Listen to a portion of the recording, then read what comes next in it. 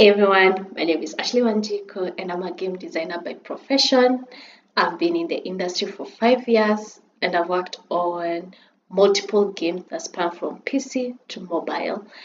Currently, I am a game design instructor at Polycrest, and for today, I'll be taking you through game production pipeline and the tools that you use to make a game. You can see on the slide, there are three different phases whereby you start as a concept, you do a little bit of spreadsheets and balancing. That's part of production, so you are really getting into the nitpicking of it. And the last phase is how do you actually make a successful game? Let's dive into it. So when it comes to production of a game, you actually go through 5 phases. There's pre-production, production, post-production, live ops, and bizdev. On pre-production, this is where you do all the things before you jump onto the engine. You jump into the engine. So definitely you start as a concept. You define your game, you define the mechanics, you define the system.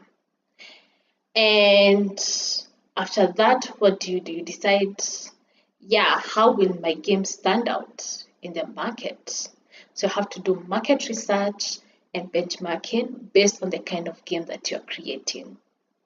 This also is in time with your unique selling point, because you don't want your game to just be an asset swap of a certain game. If you release your game and some certain players actually get a whimper of your game, and then they say, oh yeah, it looks like Diablo. Yeah, you're not making game, you're just making asset swapping of an existing game, and that one never really flourishes in the system or in the industry. So for you to try and differentiate yourself from the rest of the games that are out there, you must do market research and benchmarking and find your unique selling point that will be a really great base when searching for publishers, searching for investors, and also gaining the players into your game. Because remember, every game has its own player fan base. So how do you create your own fan base? By creating something unique, and that will help you get player retention. So you define that, and this you haven't even entered the engine. Then after defining that, you write a document, which is really key. If you have a team, it helps you to stay in scope so that the narrative designer knows what the game is about. You as a game designer knows what the game is about. Your developers know what kind of systems they need to prep when building the game.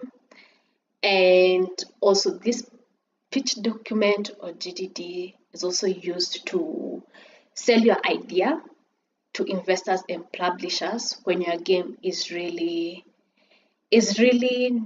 not that yet big. You can start with prototyping, but this document helps in selling your idea to these guys, to the third parties. Like, hey, please, this is a really good game, please on board. And they will help you with funding and marketing and all the things that you need the external people to help you with. And then when it comes to art direction, you basically define how the art will look like. Will it be realistic or stylized? And this helps the artist to know how they will create their art for the game. Then after all that, you also need to nail the game design pillars, which shouldn't be more than 5 or less than 3. By game design pillars, I mean it's the core high-level emotional concepts that act as a guide for game development. It's just like a house. House needs pillars. Without the pillars, you don't get like a defined house. It will just be one wall, to say the least. Even the wall to be made, it needs the pillars so that you can know the boundary. It's similar concept to the game design pillars. It acts as the guide for the core concepts or the core things in your game. Then after defining all that, now you hop onto the production phase. Now production phase is everything that you had conceptualized or written down in the pre-production in the GDD.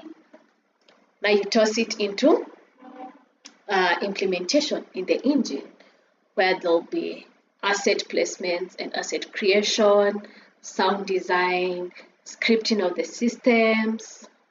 The TDD is technical design document, which developers do. GDD is the continuation of the game design document, because you just started it as a one-pager, and as now you're producing, you're creating the systems, it's becoming more complex. So also you need the GDD to be up to date. And the art Bible is for the artists. When they're creating the sketches, the color palettes, they need to be in a Stack Bible, so that it also acts as a guide for the entire game. Probably it's a game that is going to be huge, being developed for 5 years, and it may not be the same artists working on the same game until completion. So those documents, the TDD, GDD, and Art Bible, is really key for each and every person that is on the team. So for the Art Bible is for the artist, GDD is for the game designer, TDD is for the developers. So that in case anybody leaves the team and another new person joins, they will be up to speed and won't be start changing stuff and miss the mark, because there's guidance on the various documentations. And also we'll be doing level blocking and environmental landscaping. Yeah, and after doing all that, definitely now your game is, you have developed it for quite a bit, and now it's in the post-production process. Now, in post-production phase, there's a lot of iterations and testing and testing and testing and testing. Definitely during production phase, when you make a system, you test it. When you make a system, you test it.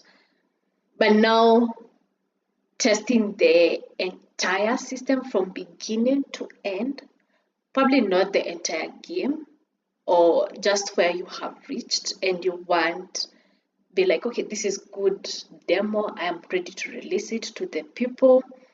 Definitely I've done tests in production, but now in post-production phase, there is quite a little bit of iterations, bug fixes. It's more of bug fixing and not addition of assets or addition of systems. We are finished with that. So you're just fixing what is there. And the iterations and QA is done by the internal team. If you are a group of 2 people or a small team or part of a studio, this is usually done internally. And then you release it to the public through having alpha and beta testing. This helps you gain insight of an outsider who actually is just a gamer or a player or just somebody who has picked up your game, and you want to get their view since the game is about them. So you get those feedbacks and you polish your game and you make sure there are really no bugs. And the moment there are no bugs, now you can launch it in either platform, Steam, Xbox, Google, App Store, any of the places that you've decided it's going to be launched, any of the platforms. Yeah.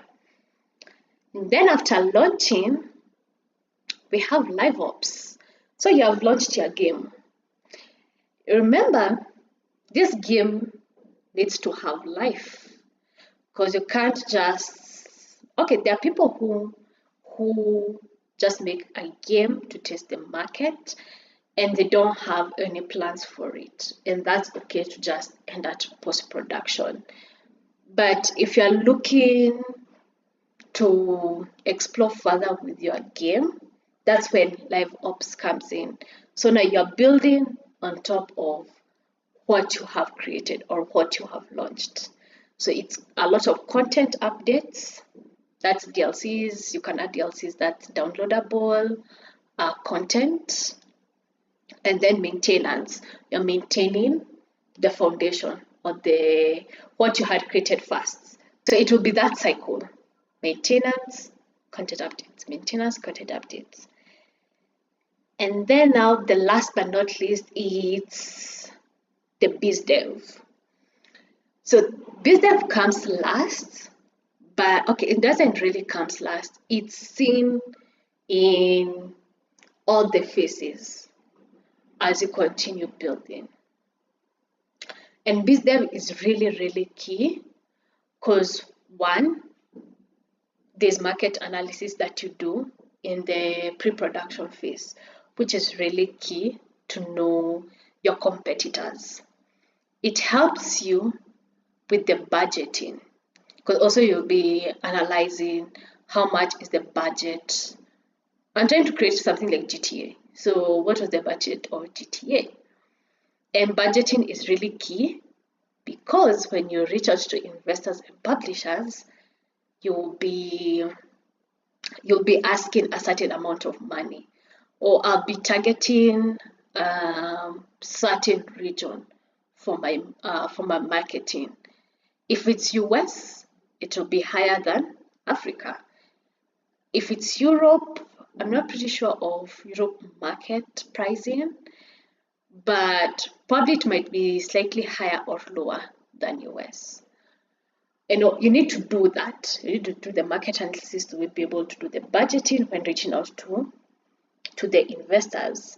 And the pitching, you definitely, the pitching and the revenue and sales go hand in hand. So on revenue, when making your game, in pre-production and production phase, you work on economy design and need to know how will this game earn money. If it's a premium game, how will we price it? Again, back to market analysis. You can't be pricing a game worth like $80, and in the market, such kind of games that you're creating, it's roughly $50. So people won't buy it. So it's really key. Marketing, budgeting, pitching, revenue all go hand in hand when it comes to bizdev. Also a part of revenue and sales, you need to know how you're gonna price it and how will the game earn money. So while somebody has purchased from Steam, right? But what's the economy of the game that will drive more sales? Is it the customization of stuff? Is it weapons and whatnot? Will it be soft currency or hard currency? All these things you need to know, so that when now you are pitching to the investor or publisher, you tell them, I have done my market analysis. This is the budget I want for my game. And how will we get it? How will you get your investment back? This is the revenue channels that you are going for. And if probably you have made sales and you're looking for an investor, you also put it there. And retention, player retention, all these things that will help you pitch to an investor. One thing that I forgot to mention is player psychology. This happens in every stage or phase when making the game. So you need to know how you as a human being, what triggers you, what triggers happiness, what triggers sadness, what triggers fear, what triggers your financial impulsiveness when it comes to buying things randomly online and yet you didn't have the money. How do the salespeople convince you to buy stuff even if you didn't actually plan for it? So that's okay, it's not manipulation per se, but you're basically teleporting players' mind into the game. And they are living in this game, in this immersive world. And definitely they'll be thinking as a human. So you're not manipulating, you're just mirroring how they act, how humans act. And that's really, really key when making a game. If you forget that, no matter how much analysis you've done, the budgeting, the revenue, the cool systems that you have created, the USP, if you don't remember that element of how human psychology is, you won't get the players, definitely it won't drive the sales, and if you have investors, they will pull out. So just keep that in mind. That's the end on production pipeline. I'll just touch base on the tools and yeah, we call it a day. So these are the tools that you use from pre-production until launch. We have Mira. This is Mira. It's for mainly brainstorming. You put your references, everything, your inspiration in these boards. It's called Mira boards. Yeah, YouTube for a lot of game analysis. Pinterest for your how is it called? For your reference searching. Canva, I mainly use Canva, but you can use Canva or PowerPoint presentation for doing pitch decks that will send to investors and publishers. Notion for documenting, that's for your GDD. And we have Trello. So there's Trello, there's other project management tools. I mainly use Trello, but you can look up into other project management tools that really align with you. GitHub for where you collaborate with your team. If you're alone, also it's really good. You put your project on GitHub so that it doesn't, if it gets lost on your PC, you have a backup. Then we have Unreal. We all know Unreal. If you don't know, it makes really realistic games. It has a feature. Yes, you can use it for making non-realistic games, but the systems that are in Unreal is to make really heavy games. I can say combat heavy, narrative heavy, But if your game is really simple, using Unreal doesn't make sense because you are wasting resources. Yeah. Unity is really good. It has a balance of Unreal resources and now Unity resources. You can build your game in 2D and 3D. We have Godot as well, works similar to Unity. And then there is our recent game that one of the members of Polycrest created, which is Co-Engine. And also you can make 2D and 3D games. Yeah. And that's it on my end. Hopefully you got something and you'll use these practices to make your games better or even shorten your cycle.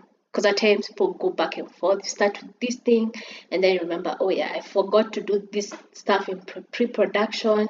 You finish, you reach launch, and then you forgot. Yeah, I forgot to do market analysis. Yeah, I hope this helps you. Bye for now. Bye.